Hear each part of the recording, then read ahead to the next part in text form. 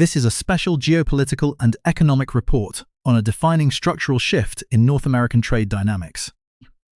Canada has quietly initiated one of the most expansive infrastructure campaigns in its national history, launching a multi-billion-dollar dual-coast port expansion strategy designed to fundamentally alter its trade architecture. While immediate public commentary and online analysis have oversimplified the scope of these developments, often mischaracterizing the funding mechanisms as a singular $20 billion announcement, a rigorous examination of the data reveals a far more complex reality. We are witnessing the execution of two distinct macroeconomic megaprojects that, when evaluated as a unified strategy, mark a calculated tactical maneuver by Ottawa to engineer a long-term reduction in its economic dependence on the United States. This report will break down the precise mechanics of these announcements, the specific allocations of state and private capital, and the broader chess match underpinning Canada's shifting trade policy. The opening move of this logistical restructuring centres on the Canadian West Coast. On July 2, 2026, the federal government of Canada and the provincial government of British Columbia formalised a memorandum of understanding designed to serve as a financial catalyst, potentially unlocking more than $200 billion in total investment across the province. Embedded directly within this expansive framework is a targeted sovereign commitment of up to $10 billion, dedicated specifically toward the construction and realization of the Roberts Bank container terminal expansion in Delta, British Columbia, located immediately south of Vancouver. Formerly designated as Roberts Bank Terminal 2 or RBT2, this critical piece of infrastructure has undergone decades of volatile bureaucratic navigation marked by protracted planning reviews, intense court challenges, and successive political delays. Although the project successfully secured its federal environmental approval 3 years prior, in 2023, the highly complex financing structures and the necessary alignment of federal and provincial political capital have taken until this moment in 2026 to fully coalesce into an actionable construction mandate. The macroeconomic projections attached to Roberts Bank Terminal 2 are substantial.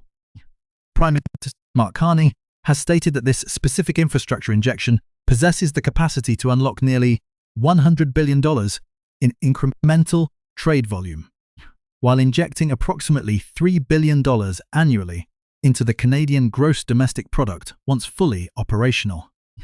Data released by the Port of Vancouver indicates that the engineering scope of the project requires the reclamation of land to build an entirely new landmass alongside a sophisticated wharf structure. This expansion is engineered to expand container handling capacity on Canada's Pacific coast by approximately 30%. To understand the strategic weight of this percentage, one must look at the current baseline. Vancouver already operates as the most active and heavily utilized maritime port in the country. Increasing its throughput capacity by nearly a third fundamentally reshapes the volume of cargo Canada can project across the Pacific Basin. However, the analytical core of the West Coast expansion extends beyond containerized freight. Geopolitical and energy analysts tracking the development emphasize that the timeline and physical scale of the Roberts Bank Terminal 2 expansion are intimately intertwined with the strategic viability of a proposed oil pipeline running from the energy hubs of Alberta to the coast of British Columbia. This port infrastructure is increasingly viewed by market experts as a critical operational dependency for the pipeline asset. To successfully diversify its energy exports, the terminal must possess the deep water infrastructure and berths necessary to accommodate very large crude carriers. The massive supertankers required to economically transport crude oil to high-demand overseas markets. Consequently, characterizing this initiative as a simple upgrade to domestic shipping efficiency misreads the board. This is the physical deployment of sovereign capital to construct the necessary infrastructure to bypass the American midstream and refining monopoly, allowing Canada to market its natural resources directly to non-US global consumers. Simultaneously, a parallel and historically unprecedented logistical expansion is taking place on the eastern flank of the continent. In April 2026, Prime Minister Mark Carney attended the official groundbreaking ceremony for the expansion of the Port of Montreal at Contrecoeur, a highly strategic location situated roughly 45 kilometers northeast of the metropolitan center. The historical inertia behind this project is immense, having been initially proposed nearly 4 decades ago in 1988. For 38 years, the Contrecoeur expansion remained effectively paralyzed by a revolving cycle of rigorous environmental assessments, deep financing disagreements, and compounding regulatory gridlock. The breakthrough occurred following the intervention of Canada's newly established Major Projects Office, which selected the Contrecoeur expansion as the inaugural asset to be fast-tracked under its specialized acceleration framework. The capital structure for this approximately $2.3 billion Eastern mega-project relies on a highly integrated public-private funding matrix. The federal government, utilizing the credit facilities of the Canada Infrastructure Bank, is extending a $1.16 billion loan directly to the Montreal Port Authority. This is supplemented by a $150 million direct capital contribution from Transport Canada, alongside an additional $130 million funding allocation from the provincial government of Quebec. The remaining capital requirements are structured to be absorbed by the Port Authority, alongside a private terminal operator. In a significant market development, Global Logistics, giant DP World, has reportedly entered into exclusive negotiations to secure the long-term management and operational rights of the terminal upon its physical completion. This financial mobilization provides Canada with an entirely new maritime gateway. The blueprint details a state-of-the-art container terminal featuring a 675-meter wharf structure, dedicated berthing bays, optimized for 2 modern cargo vessels, 8 advanced loading cranes, and an integrated container yard linked directly to the regional rail network. Federal economic estimates indicate that this development will scale the Port of Montreal's total operational capacity upward by nearly 60%, injecting up to 1.15 million TEUs in annual container handling capability. A TEU, or 20-foot equivalent unit, represents the standard empirical metric utilized by the international maritime shipping industry to quantify container volume. The asset is officially designated as the largest expansion of an Eastern Canadian port facility in the history of the nation. Operational timelines confirm that initial in-water engineering works, including extensive dredging operations and the structural development of the quay wall, commenced in October 2025. Construction of the primary terminal buildings and supporting logistics infrastructure is scheduled to break ground in 2027. With formal commercial operations slated to commence in 2030, the ultimate geopolitical significance of this dual-coast infrastructure surge is contextualized by the escalating structural friction characterizing contemporary US-Canada relations. Business leaders and industrial groups within British Columbia have observed a fundamental shift in Washington's approach to continental trade. The United States is increasingly signaling an intent to transition the United States-Mexico-Canada Agreement, or USMCA, into a framework subject to highly unpredictable yearly reviews, effectively dismantling the multi-decade investment certainty that Canadian enterprises historically relied upon. This introduction of systemic risk has fundamentally altered the strategic calculations of policymakers in Ottawa. Historically, Canada has operated with a profound trade concentration, routing the overwhelming majority of its national exports directly across the southern border into the American market. In response to this vulnerability, the Carney administration has defined a clear economic counter-strategy. The federal government has committed to an ambitious macroeconomic target, doubling Canada's total volume of exports to non-US global markets over the next 10 years. For generations, the entire Canadian domestic economy has been structurally aligned around the assumption of friction-free, tariff-exempt access to American consumer markets. Achieving a duplication of its global trade footprint requires far more than diplomatic rhetoric or bilateral treaties. It demands the immediate physical construction of high-capacity ports, expanded rail corridors, specialized energy terminals, and maritime infrastructure optimized to project Canadian commodities directly toward European, Asian, and emerging global markets.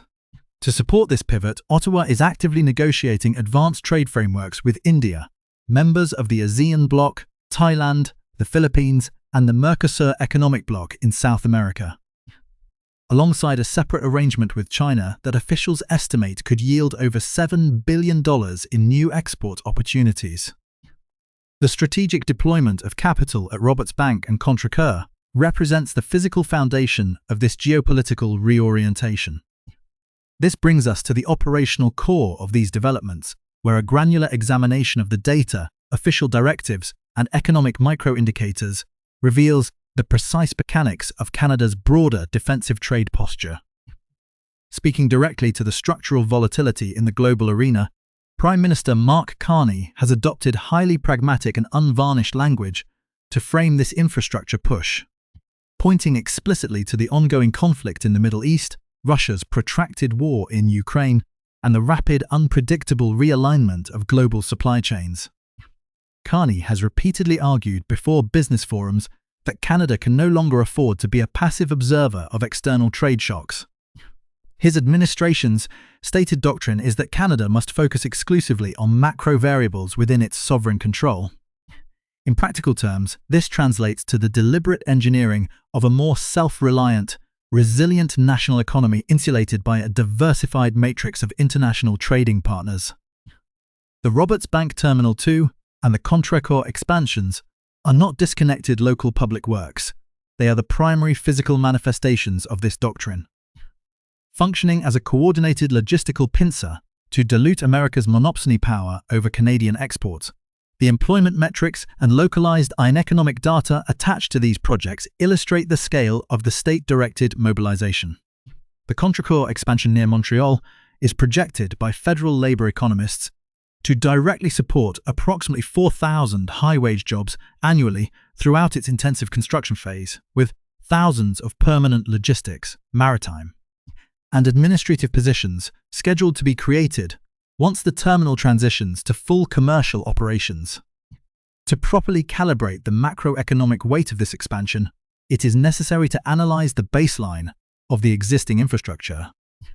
Even prior to the completion of the Contrecoeur site, the Port of Montreal functions as the dominant maritime gateway in eastern Canada, single-handedly supporting an estimated 590,000 jobs and generating approximately $98.5 billion in total economic activity across the wider Canadian economy. However, internal Port Authority audits indicate that the existing urban facilities are rapidly approaching their absolute structural and operational limits. This reality is why Canadian trade officials view the multi-billion-dollar expansion not as a speculative future asset, but as an immediate non-negotiable imperative to prevent a costly logistical bottleneck on the St. Lawrence River. A matching set of capacity constraints and economic pressures exists on the Pacific coast, though the path to execution there faces significantly higher institutional and civil friction. Unlike the relatively unified political backing in Quebec, the $10 billion Roberts Bank Terminal 2 project near Vancouver continues to navigate intense domestic opposition. Environmental advocacy groups, most notably the Wilderness Committee, have mounted coordinated campaigns against the expansion, presenting scientific briefs that connect the proposed terminal site to critical intertidal habitats utilized by Chinook salmon. This salmon population constitutes the primary, irreplaceable food source for the region's endangered southern resident killer whales. While environmental legal coalitions filed a formal federal lawsuit attempting to completely invalidate the project's environmental approvals, a federal judge dismissed the case last year, clearing a major judicial hurdle for the Carney administrations. Nevertheless, regulatory risk profiles remain active. According to the latest compliance tracking data, the Roberts Bank development has still not secured its final statutory authorization under the Federal Species at Risk Act. This legal reality serves as a critical caveat for market analysts. The federal commitment of up to $10 billion, while a powerful statement of sovereign intent, does not automatically insulate the asset from subsequent regulatory injunctions or sudden bureaucratic halts. A parallel legal and environmental frontline has opened in the east as well. SNAP Quebec, a powerful regional conservation organization, has formally signaled its intent to launch a fresh challenge against the Contrecoeur development in federal court. The group's legal thesis accuses project proponents of attempting to weaponize the Major Projects Office's acceleration protocols to unconstitutionally bypass foundational environmental protection statutes in the interest of breaking ground premature. AVLI. This domestic friction contrasts sharply with the geopolitical narrative circulating online regarding international reactions, specifically the alleged reaction from the United States. A thorough review of public statements from the U.S. Department of Commerce, the Office of the United States Trade Representative, and major American logistics hubs reveals absolutely no documented evidence of an official panic, emergency policy response, or economic crisis in Washington linked to Canada's port investments. Instead, the data demonstrates that the sense of urgency and strategic friction is radiating entirely outward from Ottawa and Canadian industrial boards, rather than acting as an active point of conflict in Washington. Business leaders within Canada are presenting these investments as a calculated, preemptive hedge against American institutional instability and the erosion of rules-based continental trade. The narrative of an American panic appears to be an artificial, exaggerated frame overlaid onto a real and highly significant long-term development. A measured, multi-year diversification strategy designed to quietly expand maritime throughput capacity does not capture public attention with the same immediacy as a headline detailing an international crisis, yet the underlying economic reality remains profound, consequential on its own merits. To contextualize the true dimensions of the capital flow, the absolute figures must be unbundled from political rhetoric. The federal government's direct commitment to the Roberts Bank Terminal 2 expansion stands at up to $10 billion, positioned within that broader, macro-level provincial memorandum of understanding aimed at unlocking over $200 billion in total regional investments. On the Eastern Front, Ottawa's direct financial exposure to the Contrecoeur expansion is limited to the $1.16 billion federal loan infrastructure facility, supporting a project with an aggregate cost of approximately $2.3 billion. When the direct federal outlays explicitly earmarked for these two port assets are combined, the total sovereign capital allocation hovers between $11 billion and $12 billion, directly debunking the viral online claim of an immediate, standalone $20 billion port expenditure. The remainder of the widely cited figures belong to the comprehensive British Columbia Development Framework, which encompasses broad provincial infrastructure priorities far beyond the maritime shipping sector. The definitive takeaway from this chapter of Canada's trade evolution is clear. Ottawa is executing one of its most calculated and capital-intensive trade infrastructure campaigns since the mid-20th century. The primary driver is an acute institutional anxiety regarding an over-reliance on a single hegemon whose internal political alignment towards stable, long-term trade treaties can no longer be guaranteed. Both maritime assets have lingered in conceptual phases for generation. Both continue to contend with deeply entrenched legal and ecological resistance. And both are intentionally anchored to the Carney government's stated legislative mandate to double Canadian exports to non-American markets within the decade. This is not an overnight economic revolution, nor is it an aggressive offensive strike against American markets. It is a slow, methodical, and heavily budgeted restructuring of how Canada handles its physical trade. The ports represent the first critical phase of a much wider multi-sector master plan coordinated by the federal government under the auspices of the Major Projects Office, designed to systematically re-engineer Canada's structural leverage on the global stage. The broader strategic framework becomes entirely transparent when analysing the full operational mandate of Canada's Major Projects Office. Far from being a set of isolated maritime initiatives, the port expansions form the logistical backbone of a highly coordinated national economic plan introduced in successive waves.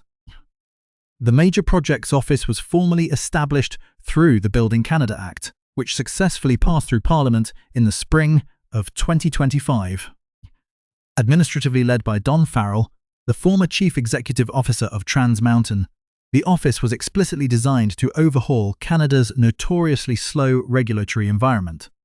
The primary statutory mechanism of the office is to mandate that major energy, mining, transportation, and industrial infrastructure reviews occur simultaneously rather than sequentially.